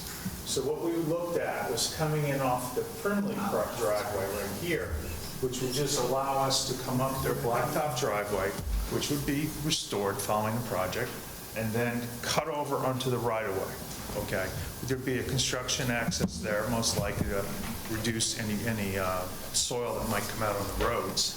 But this would eliminate a road cut, and that's what we're kind of... Primrose is the old vineyard, if you remember. Yes. Primrose property is the old vineyard. Oh, okay, all right, I know exactly what you mean now. This is something that's being maintained every year, so every year you're going on there trimming and That's correct. taking care of it anyway. Yeah, all the woody vegetation is mowed like once a year. Gotcha. Okay. So, but it's stable enough road to get trucks down through there? Because that was, there's not going to be a disturbance or having It's a... been, you can drive it with pickup trucks, okay? But once we get construction equipment, because there will be some heavy equipment coming in here, the road will have to be improved. Yep, okay. So that will be engineered. But you have an existing facility, so there is access now. Yes, there is. There's Through the same place, That's the same way? maintained road. You can drive from here all the way down to River Road, or you can come in off the park area right through Well, here. which way do your vehicles come in now? Either or, okay? Because Central Hudson has access to both. But for construction equipment, this is why we're kind of saying it's going to be easier and better with less impact coming straight down the right. They won't have to cut out a road. And It's a there won't be longer, impacts in wetlands. right, it's a longer access road, but it has less impacts. And the person's okay with it, that you're bringing the construction down their driveway? Friendlies, yes. Yeah, we've had direct contact with them. We met with them a few weeks ago. Yeah. No worries.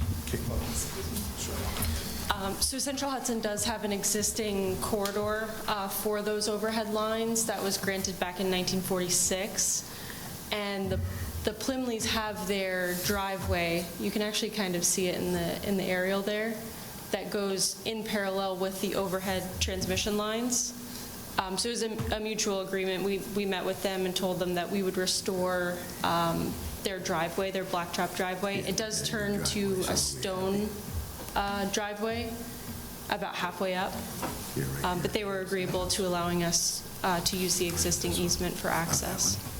The power lines over on Myers Corners, is that Central Hudson? That's Central Hudson too, right? Because they use those pads there a lot to do work down those lines. Yeah, that was before you were on the board, we had two projects that came through for the replacement of transmission lines. And yes, that was same principle, using mats, to go across wetland areas. Every time I see them use it, it's always like they were never there. It seemed like there was very little technical disturbance. You use the right amount of mats, equipment that you're putting through. So, I mean, if it's a practice you use. It's easier to restore the site. Sure. I'd rather you do that than cut down trees, to be honest. This is where they're going to Yeah, that's we an don't existing anticipate road any tree cutting. for, I think, up to about like here. The right-of-way is cleared. There will be a laydown area. There will be a turnaround area. I know the fire marshal asked about that. Because we'll have to turn around the equipment anyway, so there will be a turnaround. You have an area there. Yeah, we'll have 4 turnaround areas. Okay. I know a storage area for those, where would you store? Because I would imagine you need to store a lot of those little bit right over there, right? Well, they won't really be stored because they'll be, once they come in, those are the first thing that go down. Okay. Is there a width? I don't have any other questions. Is there a width on that road that's proposed? 20 feet? You mean on the right of way? Yeah, on the one that you said you'd only have to like trim a little bit on. The right of way is 150 feet. Yeah, but what's usable right now? You said you were only going to have to trim a couple of branches or something? Oh, yeah. We haven't identified. Okay, we're not there yet. Okay. But It's possible there was absolutely no tree trimming. Yeah. right. If you look at this photograph, you look at the two structure. Let's look at the left picture. The two structure in the back, all the way down. That's 44 feet between, which is wide enough to drive a regular truck. Put in a cable reel.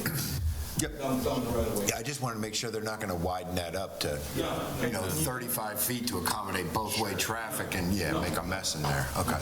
And we're going to have flaggers that will control the traffic flow. Yeah, of course. Yeah. I did have a question about the existing facilities. You're proposing a replacement in kind, a few, 30 feet or so to the north of it. Is there a decommission plan for the existing site, or will it be left as is? Yes, no, it will be decommissioned. Okay. Right. And, we've actually started to do some testing. Abatement will occur. There's some materials that we have to remove. The material will be taken out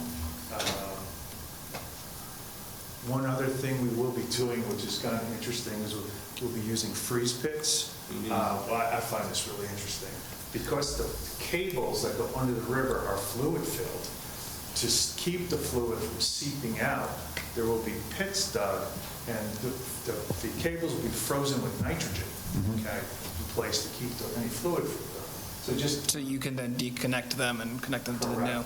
Yeah. Cool. That is fascinating. Yeah, it's kind of cool. I'm just looking at So they're going to this, decommission one old site? for the DC station, we're just moving it a little bit back, just in line with the AC station. Because it's so close to the slope right now, it's almost like right at the slope. So for us to construct the freeze pit, it presents a certain challenge for us. And the AC station in 1970, that was moved back for the same reason. Okay. So we're just taking it forward now, put it in line, so we have the 5 feet. Yeah. Clear around on the perimeter. Chairman Flower, I'd like to just disclose that I am currently working on several projects with Central Hudson. They're a client of mine, have been for years. I'm not working on this project, and I don't see any reason why I wouldn't be able to review this. There'd be no impartiality that would be an issue, but just to make sure everybody understands that Central Hudson. Just to disclose, so we were understanding. Yeah. Any objection from the applicant? Pardon me? Any objection from Mr. Paggi to continue to work on this application? No?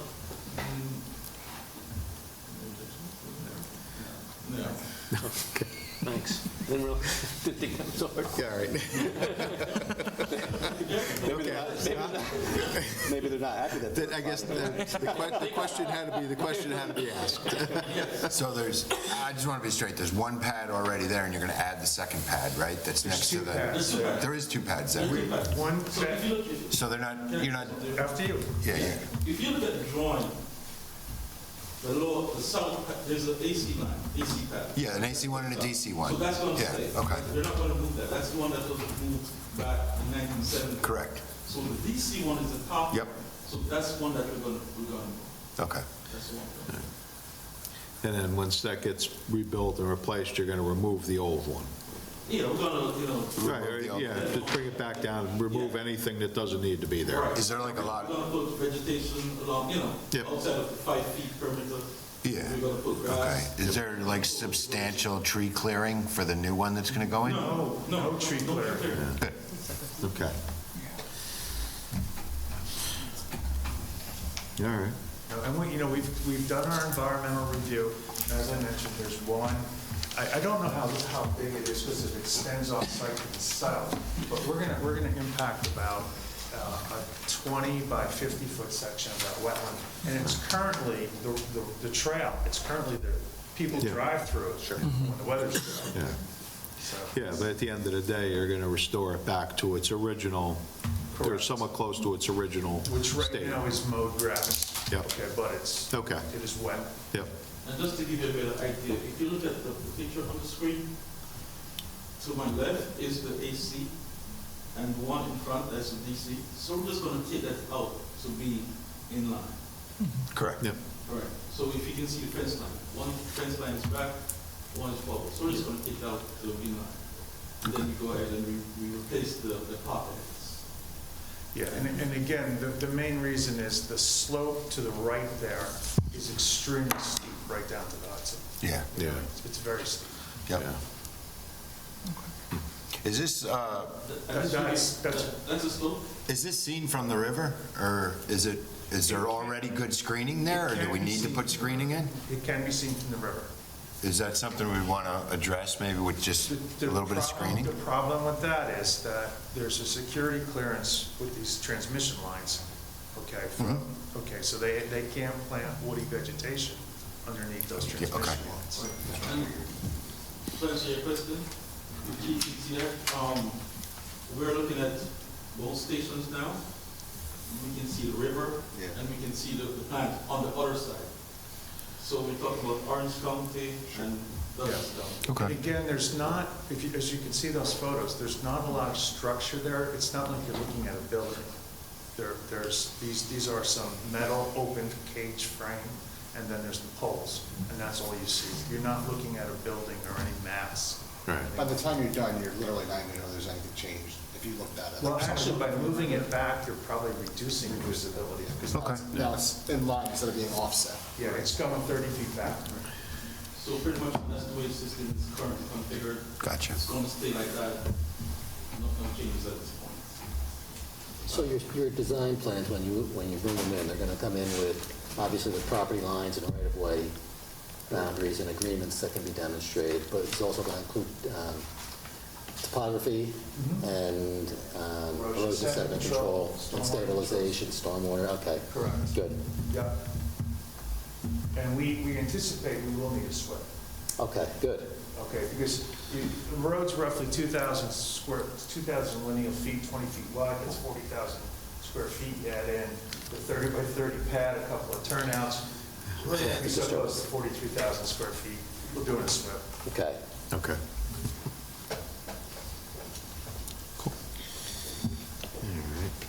Okay, and that's really what our purpose was. Okay.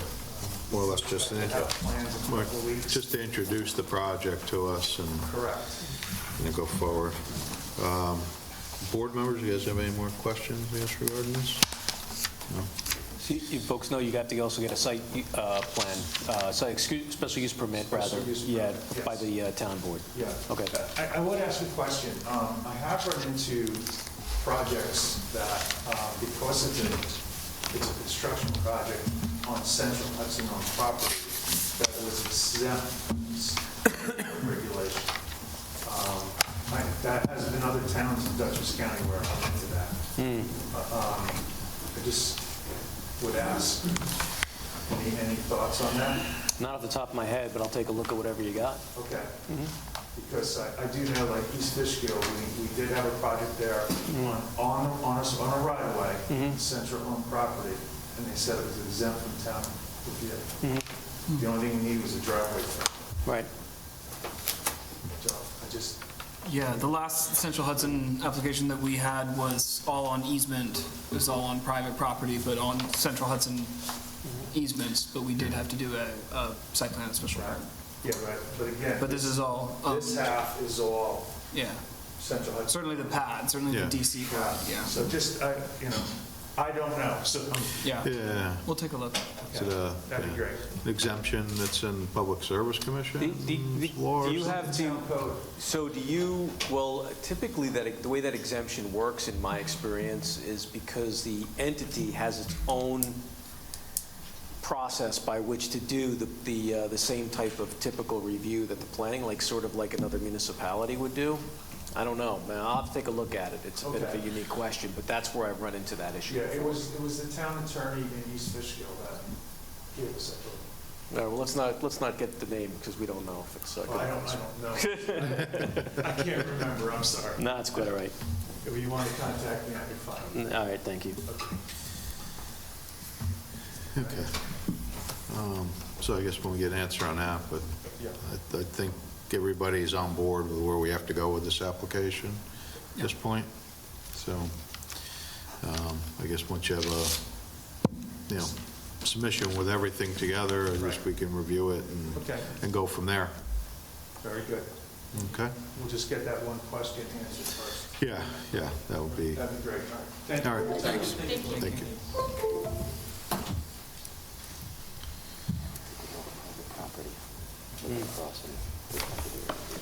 I would think so too. Right, but they're not doing anything. Okay, our next item on the agenda this evening is a conceptual review for Iglesia Christiana. Typically, what you see is. Addition. Yeah, addition, yeah. I should put my glasses before, but anyway. It has the process by which they can do their own review.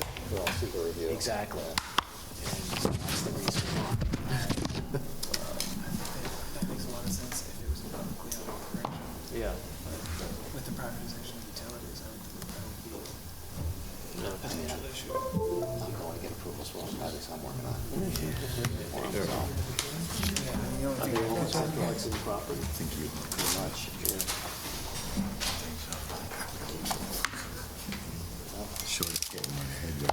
Good evening. My name is Carlos D. Fonseca from D. Fonseca Architects, 164 Beaver Drive, Kings Park, New York. I'm the architect on this proposed addition.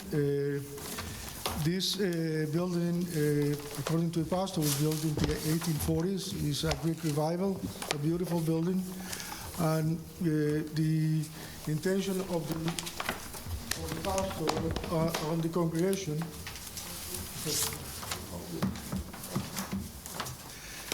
is we have two requirements. Number one was to restore the structure, restore the roof framing, because there were some areas that were not, were that good with the years. So they are doing a little bit of reinforcing. We're putting new insulation on the roof to make the building more efficient.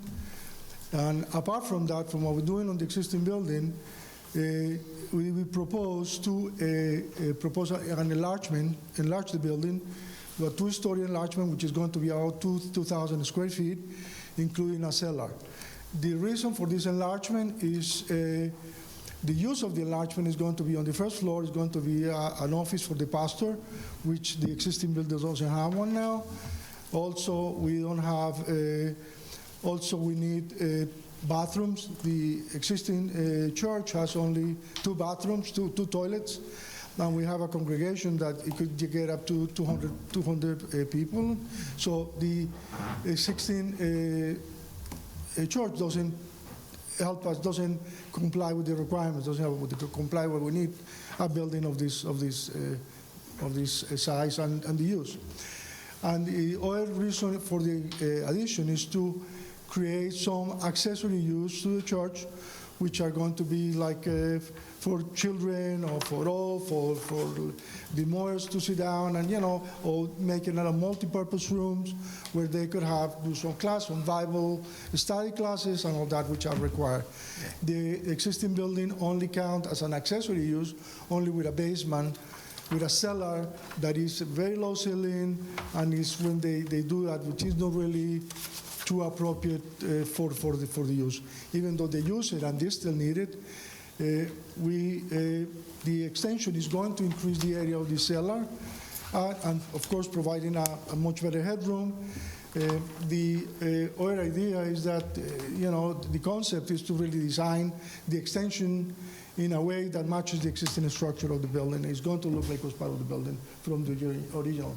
Because we're respecting the architecture of the building. The only thing we may change the color a little bit or something, but the idea is to make it look like it was part of the original structure. These plans that we submit are very preliminary. I know we have to show more items. We have an issue in the back of the property, which is we have an old cemetery that is going to be, of course, maintained and is going to be restored. A lot of the stones are falling down, so as part of the plan is to really put a fence around and really preserve that historic portion of the property and of the town. So that's basically what we're doing. You should just. I don't know if the pastor wants to add something to it. Okay. Well, I want to thank you for considering this project. It would be very helpful to the congregation. As the architect mentioned, we are in need of this additional space. And the building itself, I think is iconic to the community. We get very good feedback from our neighbors and the community in general. We're given this building some 8 years ago. We have been able to maintain it, and it is, something that's really helping the community around it. Thank you.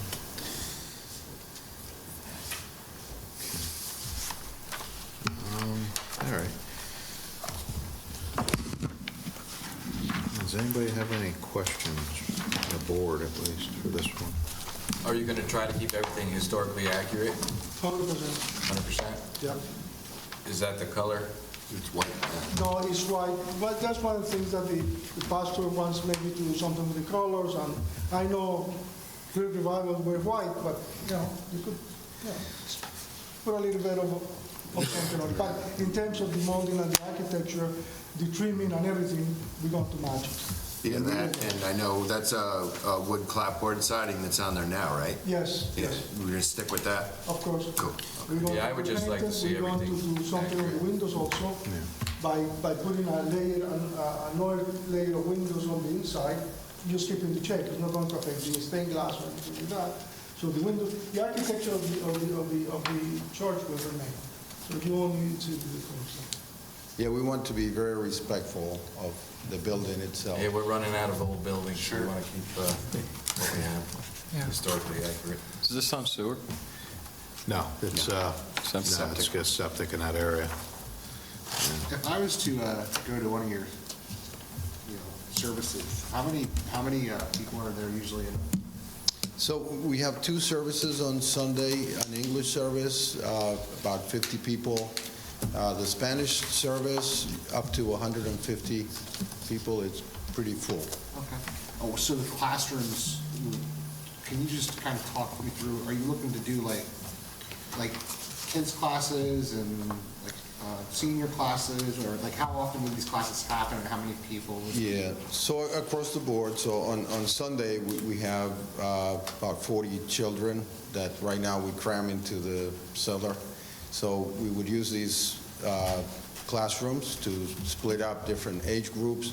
We also have a very active youth group, same issue, no place for them to meet and have some food or play some games. That would take place. We have Bible study on Tuesday night in English and in Spanish, so this would be part of that use. Also, after Sunday service, we often stay in the cellar, have some food, families, play some games, have meetings. So this would all take place in these rooms as opposed to everyone crammed in the basement.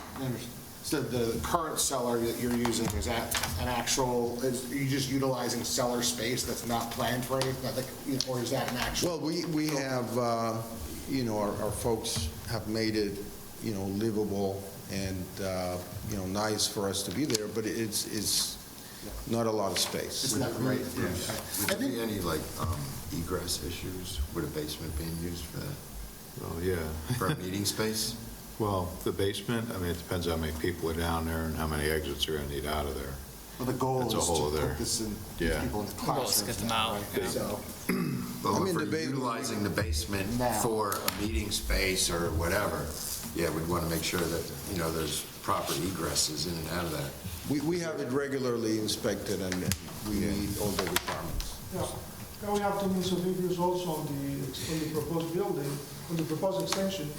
We have an entrance, we have 2 exits from the first floor, and on the second floor we have also 2 exits. We put a fire escape on the back so people, they could go out without having to build it. But they, The building is a wood structure anyway, so. yeah, they still only have the one staircase to go downstairs though, right? Yeah, yes. No, from the cellar, we have 2 exits also. We have one on the front, and we have one on the back. Oh, there's one that goes So you're going to have 2, so you're fine. From the cellar, yeah. Okay. you planning any disturbance around the building at all? Additional parking or changes to, I believe there's a graveyard?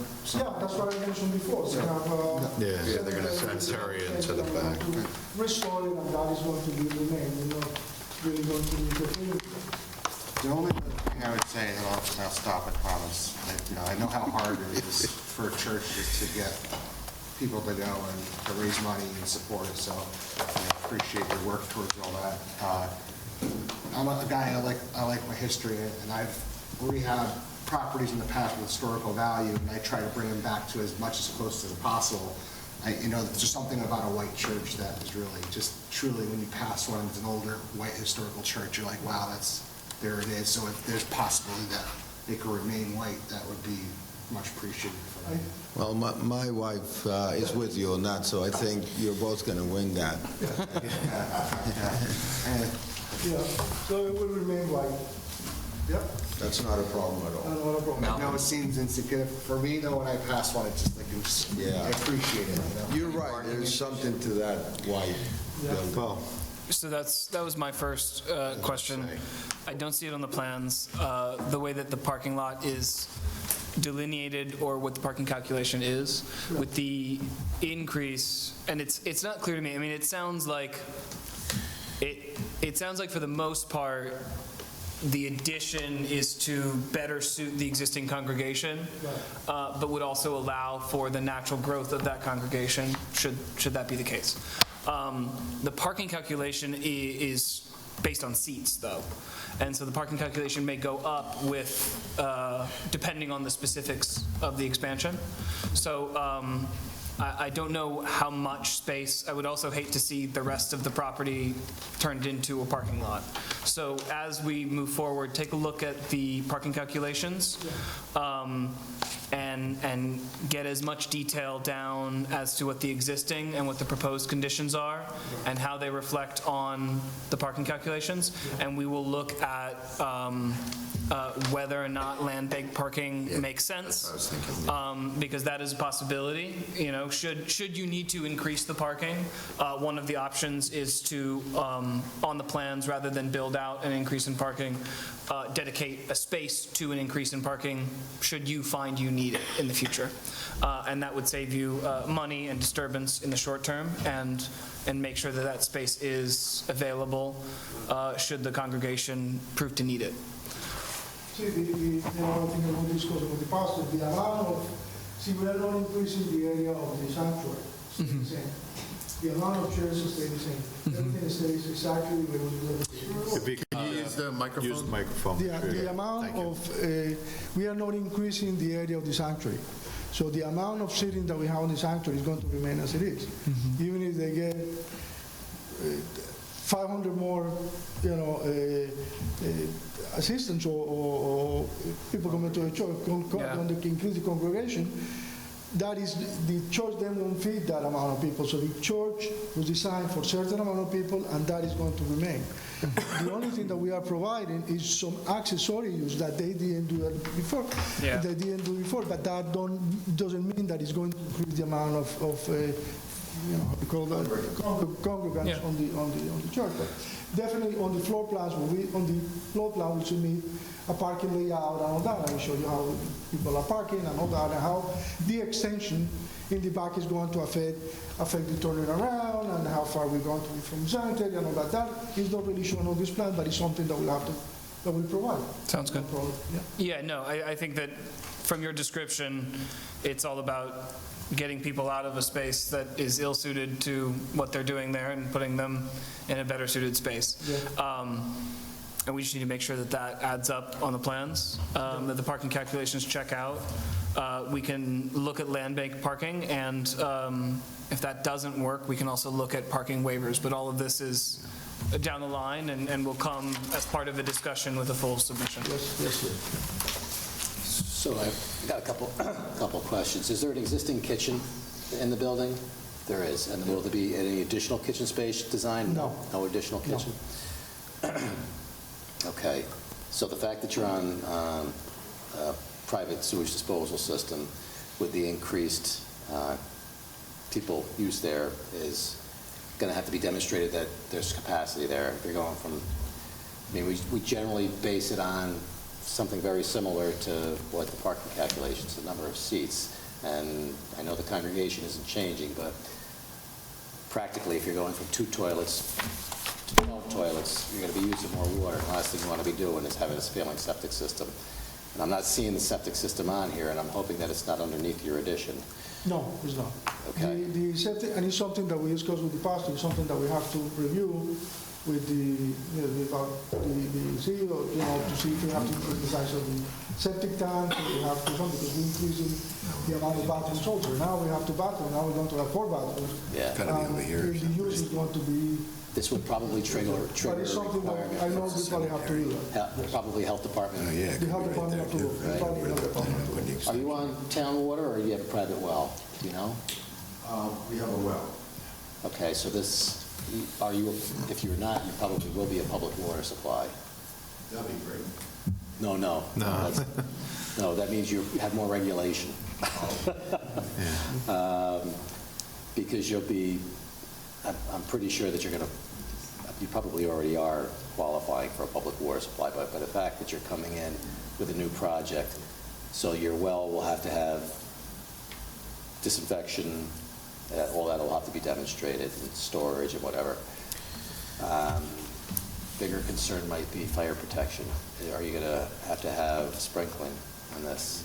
That was my next question. Addition, and that's a tough nut to crack with a well.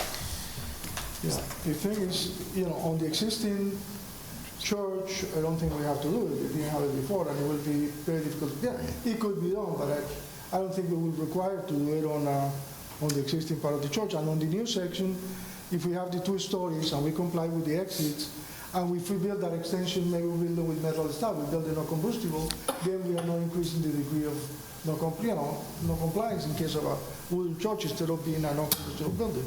So if you're building in a way that is not combustible, maybe we could avoid having the sprinklers, because that would be, apart from the fact that we don't have the water, it would be very. So what Barbara has just mentioned to me is that the water line runs along Old Hopewell. Yeah, it does. In the back of the property. The problem would be is getting, right, so it does run along the back of the property, but I believe that a lot of that area is rock. Okay. So it's because the back of that property, it's a big knob of rock there, because it's right across the street from the doors to the firehouse. I know quite a few people that have pulled out of there and kind of hit the rock with the fire truck, so, which is not a good thing. But so the rock outcropping's just behind the cemetery. So it's behind the cemetery, from the corner of the property, probably heading at least halfway down. So, the portion, let's say that's closest to Dean Avenue, they may be able to get it up through there if necessary. But I think that, he might be able to look at there's options, not having to deal with the sprinkler system. There's ways around that, which, they're putting an addition on. So if they kind of fire separate the 2 areas, they might be okay. Keep the floor areas down below, some certain limits, and they might be, they might not have to put that in. So that might not be a problem. So it's a significant question, a significant upfront question, because it could impact your site because plan. it could be. Yeah. Right. It could be a significant item, so that's something you're going to want to look at quickly. Right. The last item would, well, actually two items. Looking at the relocation of your drive behind the building with the addition, it looks like it's awful close to the building, and it also looks like it's awful close to the cemetery. Fire department's probably going to have some issues with that, so just keep that in mind when you're designing that. That's all we got. I mean, I'm not sure that you'll continue to get a road in there. You might. Yeah, we should be able to, but we will check. Please take a look. And then the last item is stormwater. With the additional impervious of the building, just got to make sure it goes someplace and doesn't impact your neighbors. Yeah, okay. We have to do some body tests, and we'll probably put some drivers. No, that's elevation. That'll be new part of the building, yes. Okay. Yeah. How are the classrooms going to be used? How are the classrooms? How are they going to be used? No, they will be, like in a church, some of them will be for the children to play what they are what the parents are on the church. It will be maybe for Bible study. Maybe it will be, some area is going to be for the pastor to give a lecture instead of being on the church. Yeah, it are multifunction rooms. That's what we design in a way that they could be divided. We have like movable partitions dividing the room, so we could get.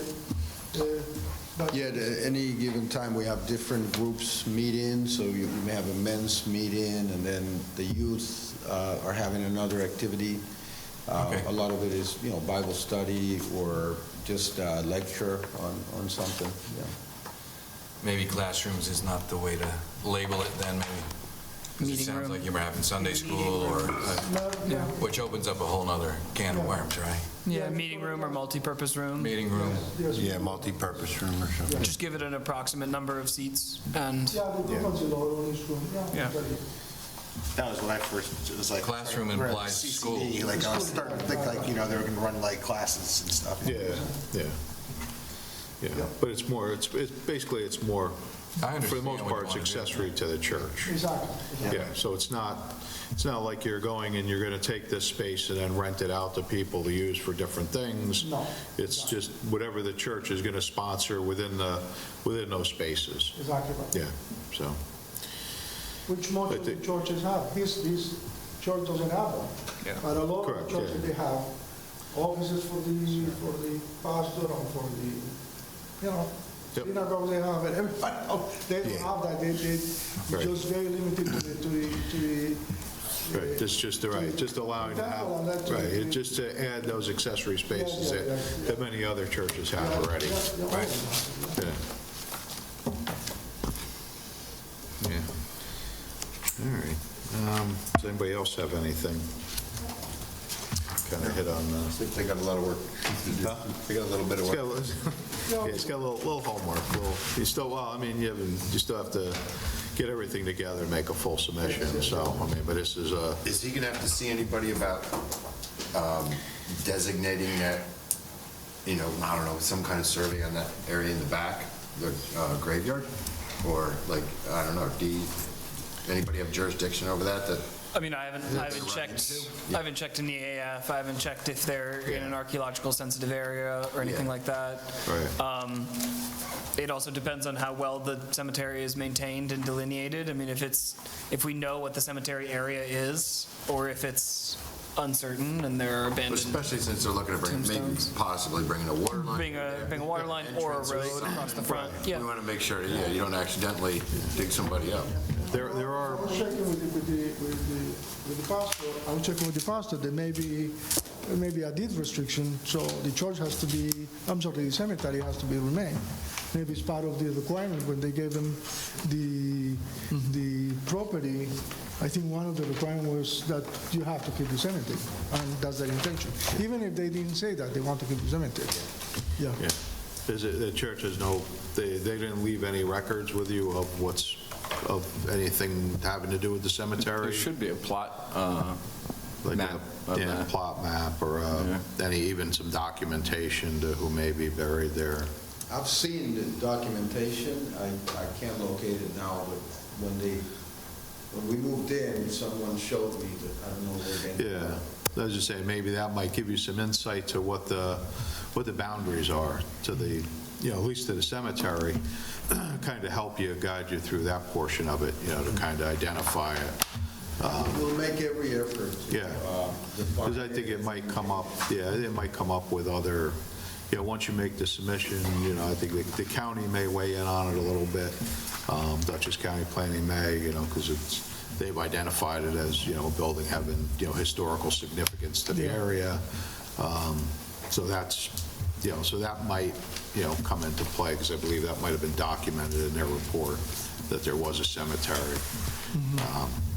So just maybe do as much research as you can on that. We don't want anybody back there complaining. Yeah. Very true. But, if, obviously tonight was good, it was an open, forum just to get the comments from everybody. Kind of gives you some guidance to go forward. And we'll look forward to, your submission in the future. Okay? Thank you very much. Okay, thank you. Thank you. Your feedback is very helpful. Yeah. We look forward to the submission.